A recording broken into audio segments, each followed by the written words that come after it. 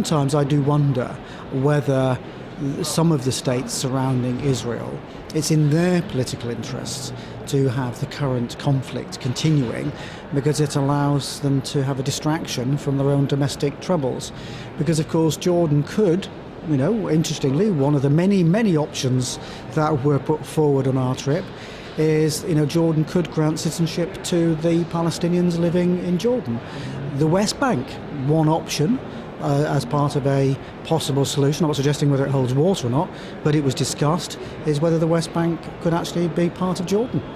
And so these are options. Some of the Arab neighbours have it within their gift to say, OK, well, Gaza, Gaza could well, I believe, was offered to Egypt, and Egypt said no.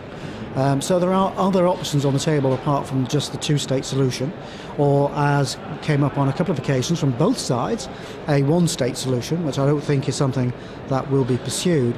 But there are options available to the Arab neighbours should they wish to pursue it. And so, are they genuinely supporting a two-state solution, or are they happy to let the status quo grumble on because it suits their domestic agenda? And that's an interesting point. And what do you think the answer is? Probably somewhere between the two. Yeah. I suspect that, yes, the Arab world around Israel would like the issue resolved and that they support the two-state solution, because this constant demonisation and turmoil isn't helpful to them. But whilst it's going on, it's not unhelpful while they have domestic troubles of their own. But I think being realistic, and it was refreshing to hear your comments on this, Mike.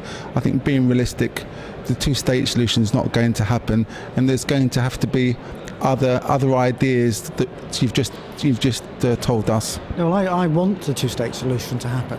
I think we all do, but it's not going to happen, is it? Well, I don't know. When Mr. Netanyahu manages to form a government, maybe there'll be a bit more impetus. We've got President Obama arriving, so maybe we'll start to see a bit of impetus. Beyond that, if it doesn't work, then they have to look at alternatives. But I don't think we should give up on the two-state solution.